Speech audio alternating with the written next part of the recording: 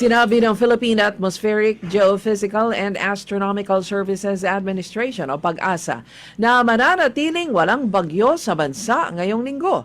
Ayon kay weather specialist Veronica Torres, patuloy na makakaapekto ang easterlies o mainit na hangin mula Pacific Ocean itong Lunes. Magdadalaan niya ito ng generally fair weather ngunit mas mataas na temperatura sa araw.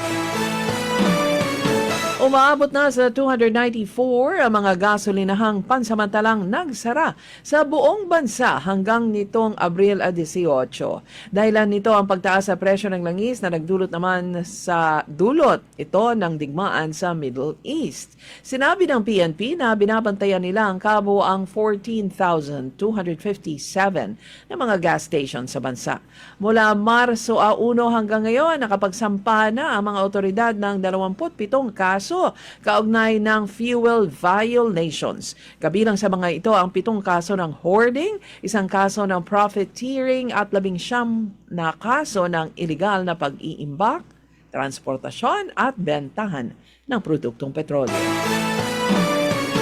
Kinalampag ni House Minority Leader and Fourth Peace Party List Representative Marcelino Nonoy Libanan ang Department of Energy at Department of Justice na papanagutin at kasuhan ang mga nagpasimuno sa pagsirit ng halaga ng produktong petrolyo.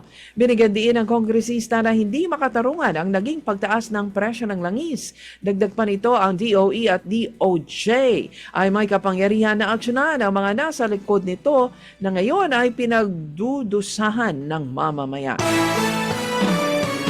Nagpahayag ng pag-aalala ang Boracay Foundation Incorporated o BFI sa planong Boracay Bridge sa liham kay Pangulong Ferdinand Marcos Jr. Ayon sa BFI, ang proyekto ay maaring makasira sa natural na anyo ng Boracay Island at magdulot ng strain sa sensitibong ecosystem nito.